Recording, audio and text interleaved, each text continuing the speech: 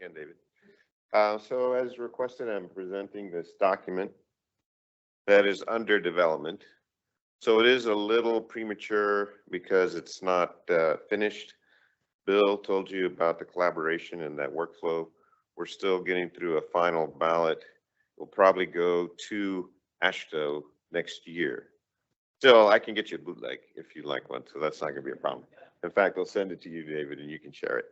If you read the forward, you'll see this, there's a nice description, but it says, this document represents a comprehensive guide for design, detailing, and construction of steel bent caps.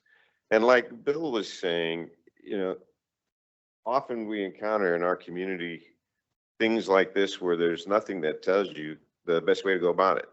Practices come up in different locations, and some DOTs are doing certain things and they're good. But if you go out in the literature, there's really nothing out there. So it's going to fill a nice gap in being the first document of its kind that says, here's the best way to do a bent cap. So what I'm going to do is just kind of take you through some of the high level things that are in there. I don't think it'll be very new to you guys. I think TxDOT's got a very good, robust, use of steel bent cap program. And in fact, a lot of what you guys do will be reflected in the document.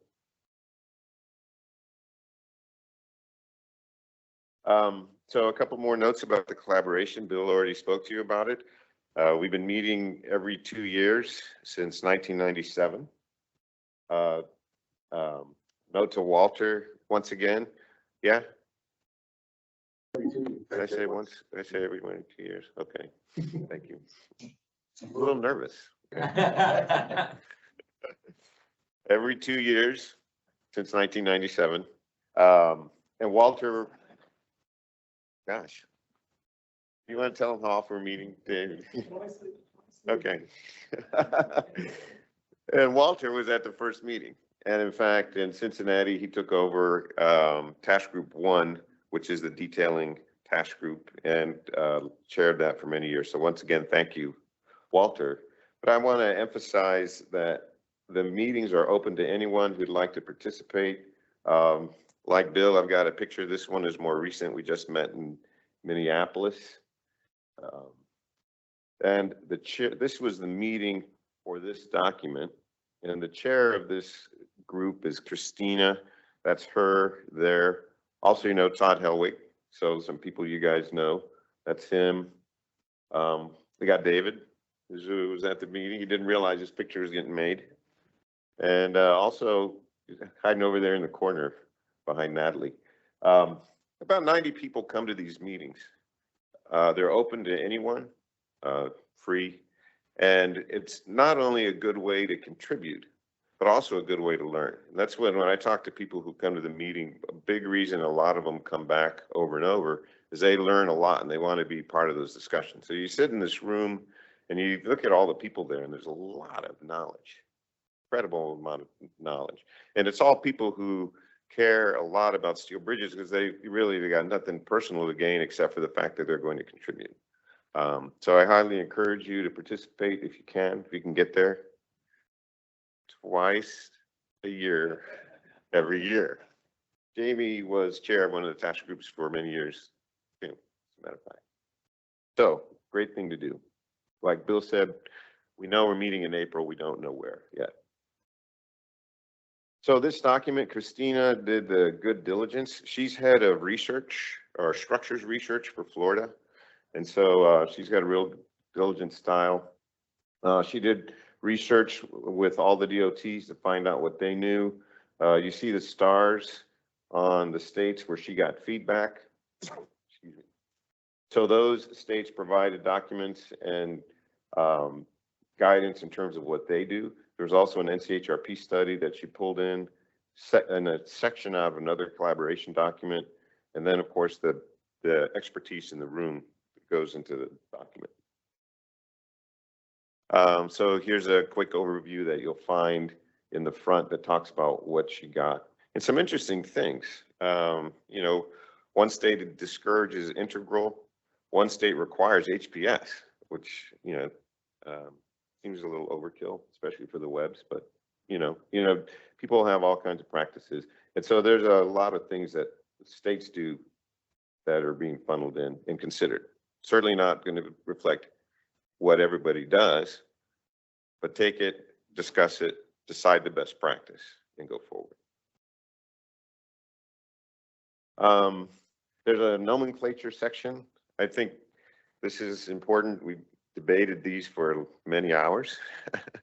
Is it, what are we going to call integral versus the road is on top? And we decided to go with stacked. I don't know if that's something that TxDOT is used or not for that, but this document says officially it's either an integral cap or it's a stacked. And actually you can have a non-integral inline bent cap too. And of course, Texas often uses those with pre-stressed beams in those seats, right? So you'll find the nomenclature we've adopted or we're recommending. There's a discussion that's very useful in this example. If you think about why use steel, and it's very compelling in terms of the weight savings, 85% less weight. TxDOT's not particularly concerned about seismic demand, but certainly your foundations, that's a big deal.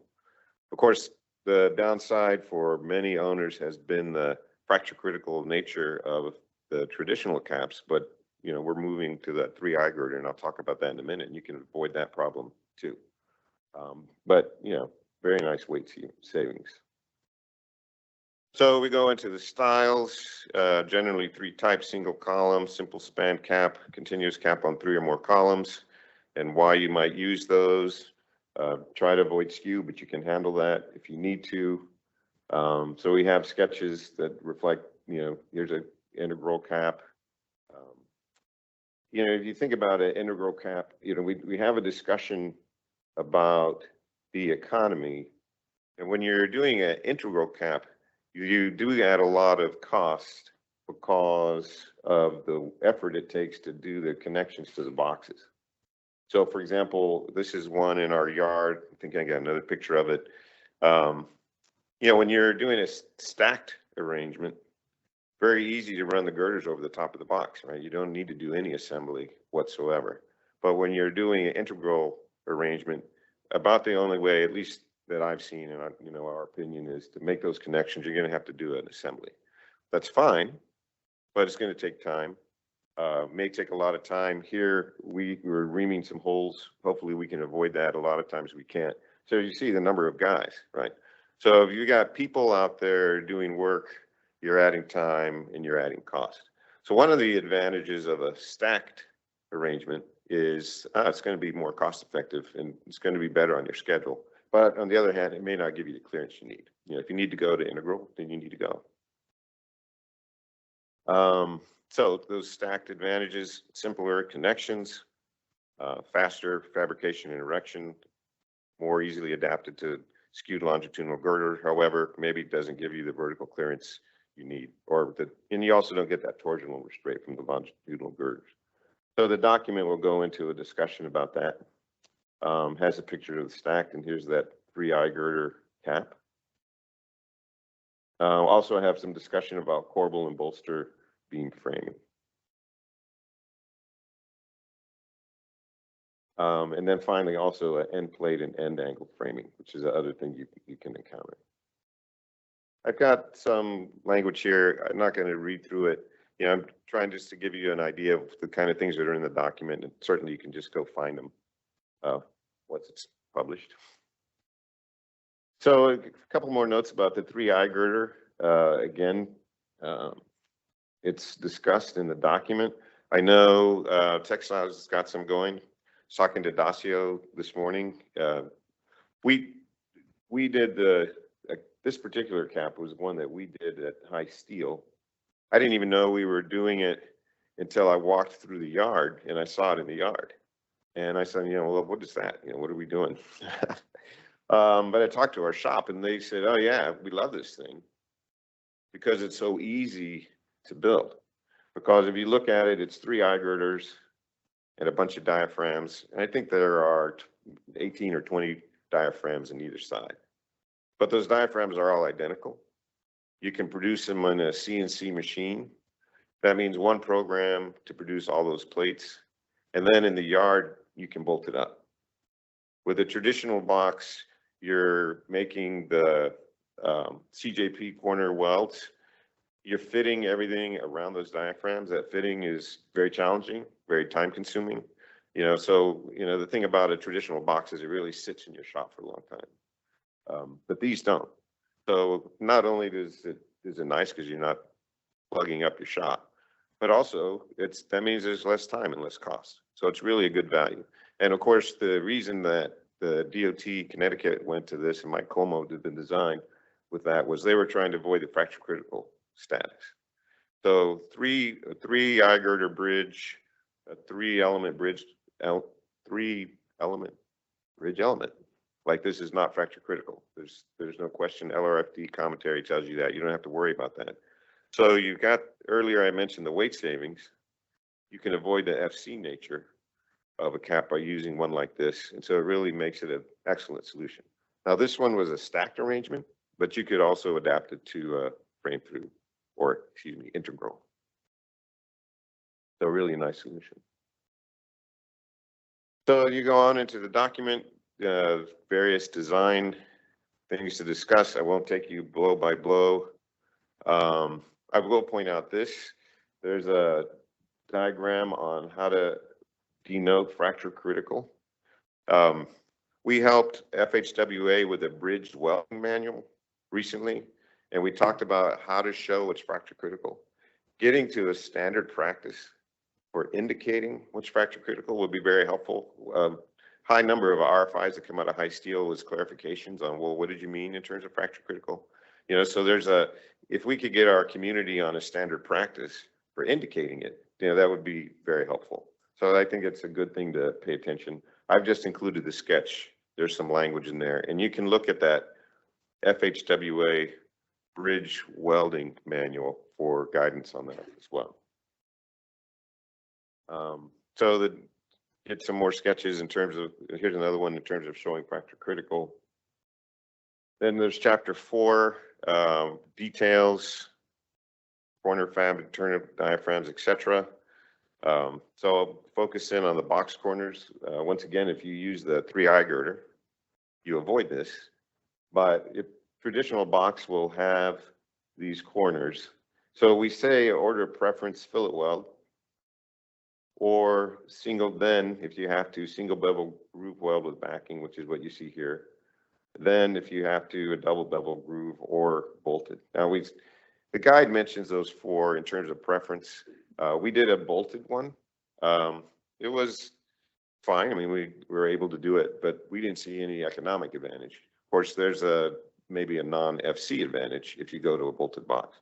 But I would certainly encourage you to do a 3 I-girder before you go to an all bolted solution. But looking at this weld, you can see why it would be more costly than a fillet weld. The plate on the top has got a bevel.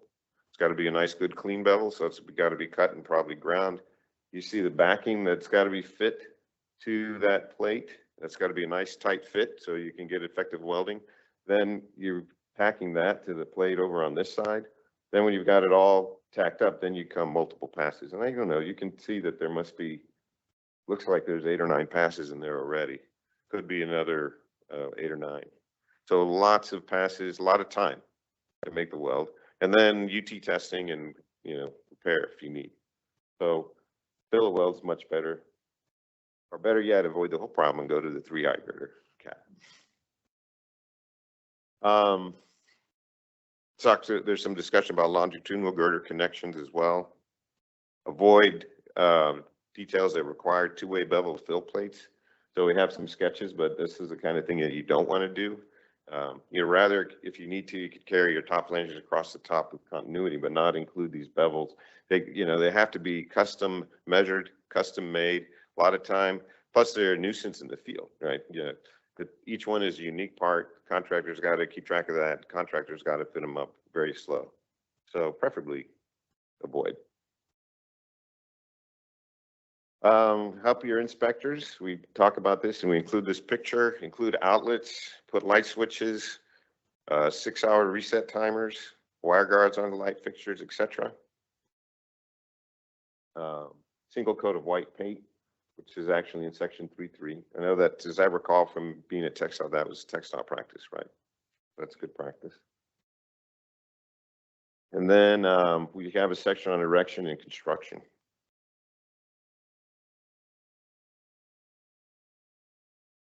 So again, that's the high-level summary of what's to come. I'll share a document with you, David, so if anybody wants one, within the collaboration, it's not a problem to share these things. Eventually, they'll be free documents. If you take a look at it and you have comments and you'd like to send them along, I encourage you to do that. So one more topic. Bill said I would mention this. He said he was going to talk about it, and I asked him if I could just make a couple of comments. This accelerated steel document came out of a workshop that AISC hosted. They said, hey, we want to do need for speed.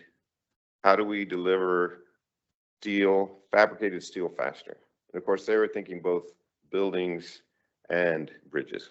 And so we brainstormed a bunch of ideas, but one of the things we said was, if you want to get fabricated steel faster, you can simply pay attention to those upfront processes that we do to make sure that you get fabrication going upfront and on time.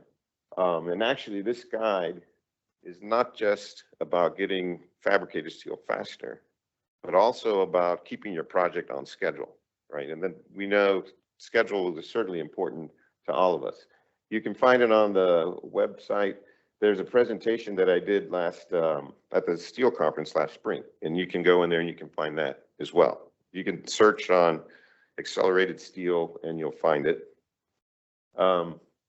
It has these sections, and the way it lays out is, we said, let's explain the fabrication process to the engineers. And once again, there's nothing else out there in the community that goes through these steps. If you wanted to say as an engineer, well, what do fabricators actually do? You won't find it. And actually, typically presentations about fabrication focus on the shop floor stuff, but it's not really the shop floor stuff that impacts the schedule. It's the other things. And so if you want to keep your job on schedule or look for ways to accelerate it, we said, it's important to understand those aspects of fabrication. So the way the document lays out is it talks about those fabrication steps, and then it says, what are the best practices for the owner, the designer, and the GC? And then there's an additional section on design build projects because they have their own workflow. So if you go into it in the fabrication chapter, you'll see this section. There's a Gantt that talks about it. And I thought I'll just mention this a little briefly in a little more detail. So if you look at this particular Gantt chart, 7-month delivery, it's pretty aggressive. I actually provided a 9-month one, and somehow the 7-month one got in the document, but it makes a point regardless. This particular job, you see main fabrication down here, for your guys online, 4 lines up. That's a pretty small bar. This particular bridge, 3 weeks in the shop. So 7 months or 9 months to get steel. Why does it take that if in the shop it's only there for 3 weeks? Of course, then maybe it's painted if there's another bar for painting. And it all relates to those things that you do up front. At the beginning, the project goes to letting, we get a notice, the fabricator gets a notice you got the job, but, can you really get started till you have a contract? There's a little bit of time there. And then we get busy doing the detailing, that Walter Gaddy function of putting the geometry into the software so you can run everything out and make sure it fits. In our experience, 85% of the projects have some geometry busts. The first thing we do is we run it through our software and we do a check, and that's a real number. So you might get an RFI that says, did you mean this or did you mean that? Sometimes it's a small thing, and you can resolve it pretty quickly. A lot of times it's a bearing elevation, but sometimes it's a big thing. The project goes on hold, and then your schedule is really, really compromised. So we do that geometry, and then we go into doing the drawing preparation. We may have some more RFIs that would go to the designer. We need utility information. If there's utilities, that's often a drag. Contractor, if there's field information, we need to get the field dimensions so we can move the drawings. The contractor is not really concerned about the field dimensions, right? but he's got to provide them or we can't get through this process. We also would like to get the orientation and sequence for the girders, right? But they're thinking, well, that's a problem for later, but for us, that's something that's up front. So when you see that chapter about the contractor or that chapter about the engineer, those are the kind of things that we talk about that say, oh, here's the things you need to do or pay attention to keep your project on schedule. Or if you want to accelerate it, try to make things happen faster. You know, Jason mentioned, you know, they can get played quickly. We've turned girders around as few as 2 or 3 weeks. You know, if in an emergency situation, you can do that. I mean, that's pretty extraordinary. But usually you've got 7 months or 9 months or a year, you know, depending on your schedule. But even those schedules won't work if you don't pay attention to these little details. So the document explains all that. You know, then in the next section, as I said, practices on behalf of the owner, choosing the engineer is important, right? How they handle inspection, the quality verification, that can have a significant impact on the schedule. And then the designer, the GC, and then that final design build chapter. So again, I had been involved in this, and so when Bill said he was going to mention, I said, yeah, I wouldn't mind saying a few words. So thank you that I could do that. I think it's going to be a document that it is published. You can find it, and I think it would help you. Okay. All right. Thank you.